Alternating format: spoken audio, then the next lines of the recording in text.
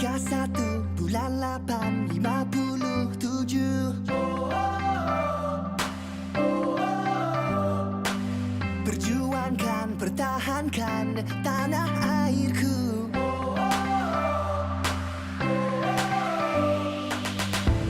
Impian aku gemilang baru, satu suara laungkan.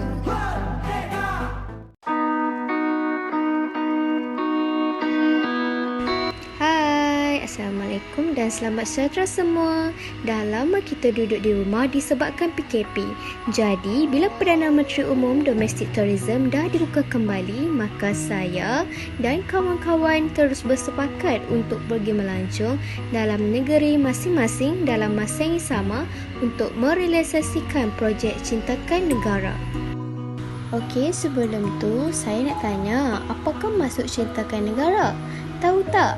Maksud Cintakan Negara ialah perasaan sayang dan bangga kepada negara serta meletakkan kepentingan negara melebihi kepentingan diri. Bagaimanakah kita nak menunjukkan yang kita cintakan negara kita? Yang pertama, kita perlu taat setia kepada negara. Yang kedua, kita perlu bangga dengan pencapaian negara. Yang ketiga, kita perlu menyokong pembangunan negara. Dan yang keempat, kita perlu bangga dengan kepelbagaian kaum dan budaya. Jauh di sudut hati anda, adakah anda sudah cukup untuk menterjemahkan cinta anda terhadap negara sendiri? Salah satu cara untuk kita menunjukkan cinta akan negara ialah dengan menyokong industri-industri yang ada dalam negara. Sebagai contohnya, industri pelancongan. Malaysia terkenal dengan destinasi pelancongan yang menarik. Oleh itu, saya dan kawan-kawan akan membawa anda meneroka Malaysia. Kami memilih Jom Melawat Malaysia sebagai tajuk bagi projek Cintakan Negara.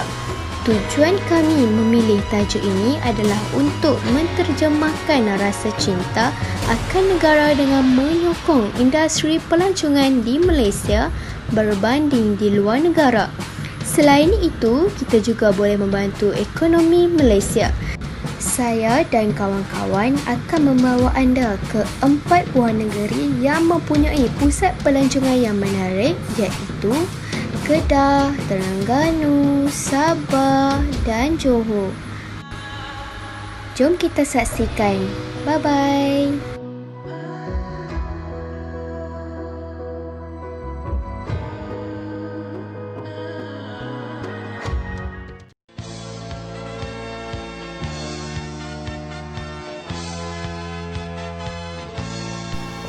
Selamat pagi dan salam sejahtera. Nama saya Lim Min Sheng dan sekarang saya berada di hadapan Masjid Zahir yang terletak di Alor-Star, Kedah. Jadi, sekarang saya akan memperkenalkan masjid ini kepada anda semua. Let's go! Masjid Zahir juga dikenali sebagai Masjid Zahra dan Masjid Raja kerana masjid ini merupakan masjid diraja negeri Kedah dan terletak di hadapan Istana Pelamin dan Balai Nobat. Masjid ini mula dibina pada 11 Mac tahun 1912 dan mengambil masa selama 3 tahun untuk siap dibina. Masjid Zahir merupakan masjid yang terlama di Kedah. Bangunan bersejarah ini mempunyai keluasan tapak kira-kira 120,000 kaki persegi. Tapak masjid ini pada asalnya ialah tanah pusara wira-wira Kedah yang gugur semasa mempertahankan negeri Kedah daripada serangan Siam. Untuk pengetahuan saudara dan saudari, masjid ini merupakan antara mercu tanda yang terkenal di negeri Kedah dan antara masjid yang tercantik di Malaysia dengan ciri kubah hitam, 1 kubah utama dan 5 kubah kecil yang melambangkan 5 rukun Islam. Di hadapan Masjid Zahir terdapat Istana Pelamin dan Balai Nobat.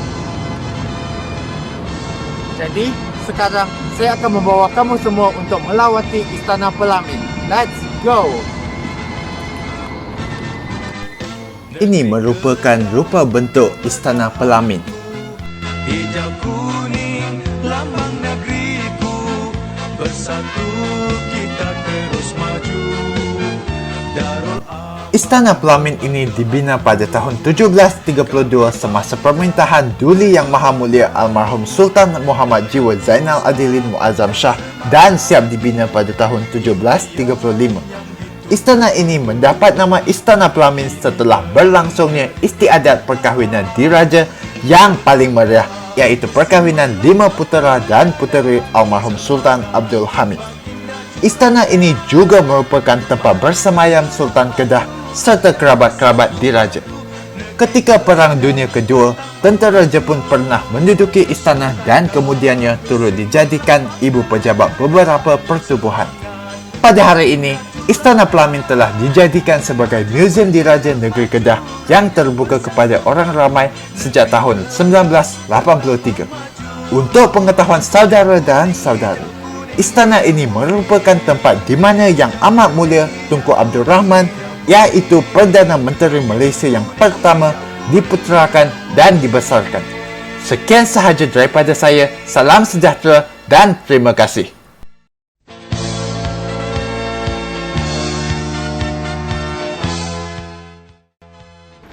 Jika ada orang bertanya tentang Alostar, lokasi pertama yang saya terfikir adalah Menara Alostar. Jom kita lawat. Negeri Kedah kemegahan. Menara Alostar merupakan salah satu macu tanda yang terkenal di Alostar. Menara penghubungan ini merupakan menara yang ke-19 tertinggi di dunia dengan ketinggian 165.5 meter. Ia dibina untuk Telekom Malaysia yang menelan kos 40 juta ringgit Malaysia. Menara Alostar berkhidmat sebagai menara telekomunikasi dan juga bertindak sebagai destinasi pelancongan di bandar. Di dalam menara ini, pelawat dapat melihat pemandangan seluruh bandaraya Alostar. Terdapat juga restoran berputar dan Star View, iaitu beranda terbuka berlantai kaca yang dibina pada ketinggian 105 meter. Menara ini juga digunakan sebagai balai corak untuk melihat bentuk bulan ketika permulaan kalender Islam. Menara Alostar memiliki rega bentuk menyerupai setangga padi yang diikat bersama sebagai penghormatan kepada kepentingan penanaman padi di Kedah.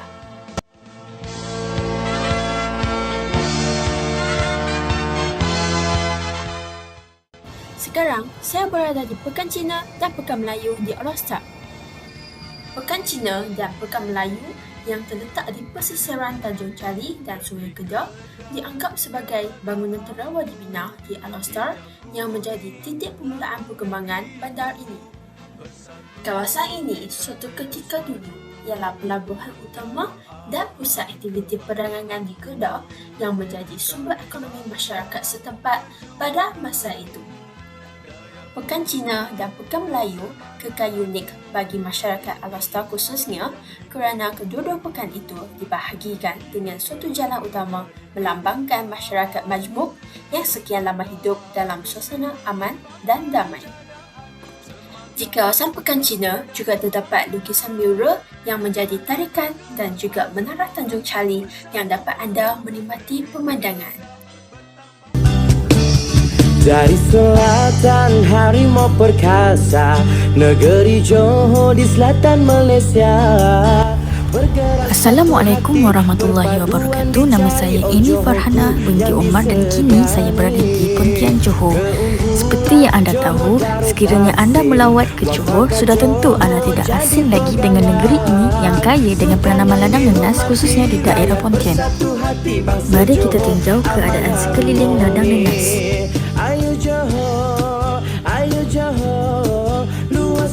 Sekiranya anda datang ke sini, anda boleh memilih mana-mana ladang nanas untuk dilawati. Saya telah memilih ladang nanas Kampung Parit Tengah untuk dilawati dan dijadikan kawasan kajian. Ladang nanas yang terletak di Kampung Parit Tengah ini merupakan ladang yang terbesar di Asia Tenggara dan juga yang ketujuh terbesar di dunia. Antara jenis nanas yang diusahakan di sini adalah daripada jenis Josephine dan juga Morris. Nanas jenis ini menjadi pilihan kerana buahnya yang besar dan isinya yang sangat manis.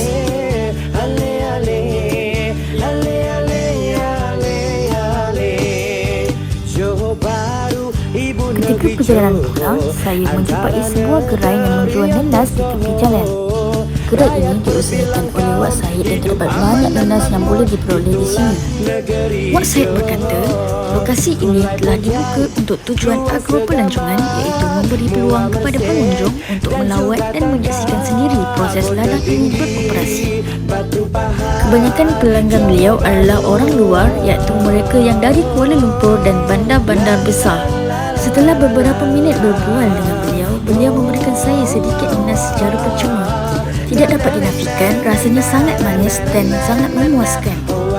Oleh hal yang demikian, ladang nanas di Pontian Johor semestinya destinasi yang wajib dikunjungi oleh setiap pengunjung di Malaysia. Sekiranya anda datang ke sini, jangan lupa untuk membawa pulang cenderamata berupa buah nanas.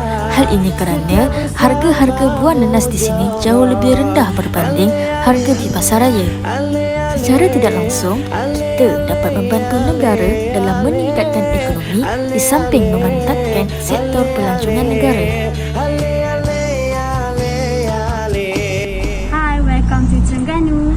Saya Munira Afifah akan bawa korang semua jalan-jalan di tempat menarik di Terengganu.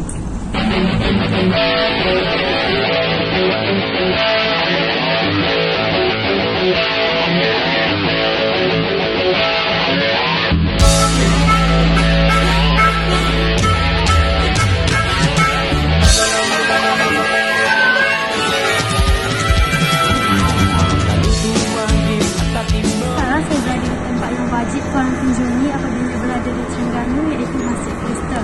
Masjid Krista merupakan masjid sangat unik kerana reka bentuknya yang dibuat daripada kristal, kaca dan kulit.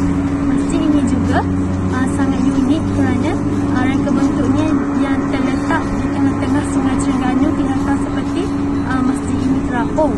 Pengunjung boleh ambil gambar di masjid ini kerana pada waktu siang masjid ini kelihatan sangat cantik kerana masjid ini kelihatan berkilau kerana terkena pantulan cahaya matahari. Pada waktu malam pula, masjid ini akan dipasang dengan lampu-lampu yang sangat cantik.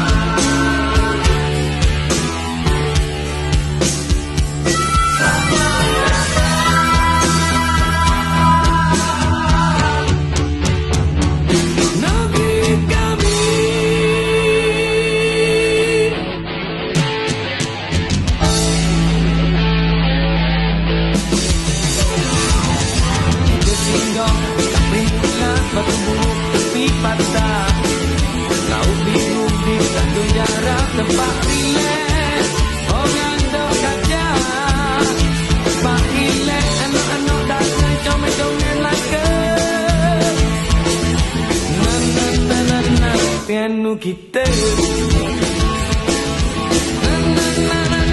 piano kita.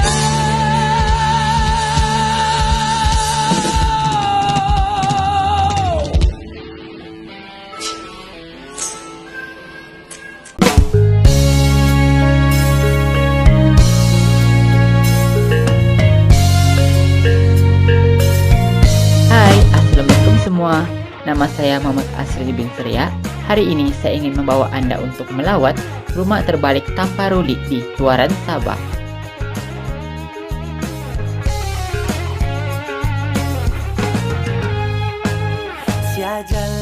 Oke, di bahagian sini kita dapat melihat kereta terbalik yang berwarna merah dan juga ada tangga untuk menuju ke sana. Dan di sebelah sini pula ada galeri tempat kita untuk mengambil gambar dengan berbagai hiasan yang terbalik. Seterusnya, di sini kita dapat melihat rumah terbalik dengan lebih jelas. Ia tidak seperti rumah kita yang biasa karena kita seperti berada di dunia yang terbalik dan ia amat menarik untuk kita lihat. Sekarang mari pula kita menuju ke area hadapan, yaitu pasar malam. Baiklah, sekarang saya berada di rumah terbalik night market. Seperti yang kita lihat, terdapat 3 tempat yang berbeza yang terbalik. Yang pertama ialah pasar laut yang menjual ikan, kerang, sotong dan sebagainya dalam keadaan yang terbalik. Di bahagian kedua pula terdapat peralatan dan barang-barang tradisional Sabah yang juga disusun secara terbalik. Seterusnya, di tempat yang ketiga pula terdapat buah-buahan dan juga sayur-sayuran yang juga berkedudukan terbalik. Baiklah, sekarang saya berada di hadapan pintu rumah terbalik. Saya ingin turun ke bawah untuk melihat galeri gambar di bawah dan juga tempat-tempat kita untuk mengambil gambar. Oleh itu, mari kita turun ke bawah sekarang. Di tangga ini juga kita dapat melihat sebuah peralatan musik tradisional Sabah, yaitu gong. Sekarang kita akan turun ke bawah untuk melihat apakah yang ada di bawah. Seperti yang kita nampak, di sini ada kereta terbalik yang berwarna merah tadi. Sekarang kita akan turun ke bawah untuk pergi melihat kereta tersebut. Baiklah, sekarang saya berada di bawah. Apa yang saya boleh lihat di sini ada sebuah tandas terbalik dan di tepi tandas tersebut ada contoh-contoh paparan gambar yang kita boleh guna untuk mengambil gambar yang unik. Di sini juga kita dapat melihat ada kereta terbalik dan ramai orang mengambil gambar di kereta tersebut. Dan di sebelah sini pula kita dapat melihat ada sebuah kebun yang juga disusun secara terbalik dan ia sangat menarik untuk kita pergi ke situ untuk mengambil gambar untuk kenangan kita. Selepas melawat rumah terbalik tanpa ruli, sekarang saya berada di tempat yang seterusnya. Sekarang kita berada di tempat yang kedua, yaitu Cowboy Hometown yang berada di sekitar area Syah Bandar Tuaran. Tempat ini adalah bertemakan konsep cowboy, yaitu berkaitan dengan kuda. Mari kita lihat apa yang menarik di sini. Di sini kita dapat melihat beberapa pameran kereta antik seperti yang kita selalu nampak di film-film lama, yaitu dalam sekitar 60-an ataupun 70-an. Kereta ini kita boleh naiki hanya dengan bayaran sebanyak Rp2. Seterusnya, kawasan ini juga menyediakan restoran sekiranya Anda tidak sempat untuk makan dan juga boleh singgah makan di sini karena ia menyediakan berbagai menu yang menarik dan susah untuk kita dapati di tempat-tempat lain. Ia juga sangat cantik karena bertemakan kayu yang sangat klasik. Manakala di hujung sana pula terdapat Sheriff Office yang bertemakan ala-ala office cowboy yang tempat kita mendaftar apabila kita melawat di tempat ini. Baiklah, sekarang kita berada di kawasan tandas yang begitu unik dan juga menarik karena di hadapan tandas tersebut terdapat beberapa kereta antik yang disusun untuk ditayangkan kepada para pelancong. Bagi tandas perempuan, ia dikenali sebagai cowgirl dan juga bagi tandas lelaki, ia dikenali sebagai cowboy. Seterusnya, kita akan meneruskan lagi perjalanan untuk melihat kawasan-kawasan di sekitar ini. Di kawasan ini kita boleh melihat ada padang yang disediakan khas untuk kita menunggang kuda.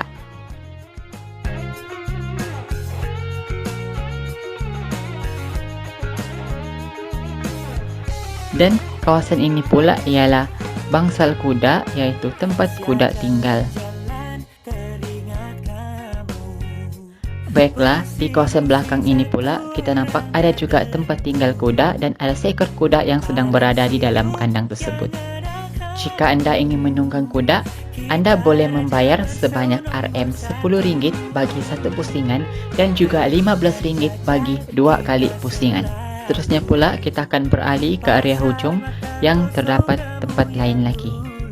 Baiklah, di hujung sana terdapat sebuah taman yang dikenal sebagai Mangrove Park. Taman ini ialah taman hutan paya bakau yang kita boleh lawati dan mengambil gambar di sana. Dan juga bagi Anda yang meminati subjek geografi ataupun kajian tempatan, Anda boleh melihat tempat ini dan dia dipenuhi dengan keindahan alam semula jadi. Selain itu, di tempat ini juga terdapat sebuah restoran bambu yang menghidangkan makanan-makanan tradisional Sabah.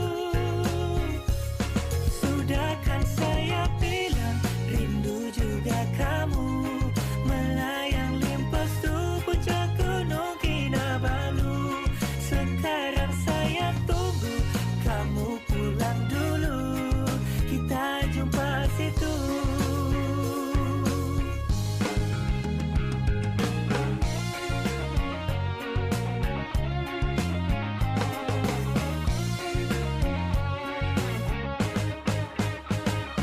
Terimbas muka yang besar pipi, paling kuat suara malar selby.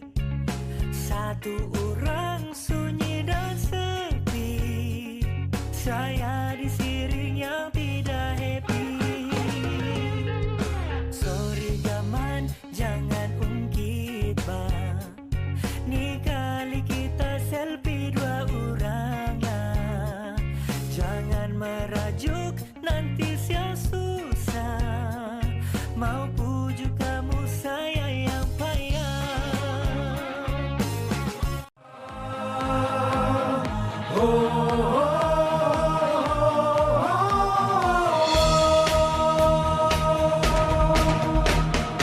Bangkit, bangkit, harimau Asia.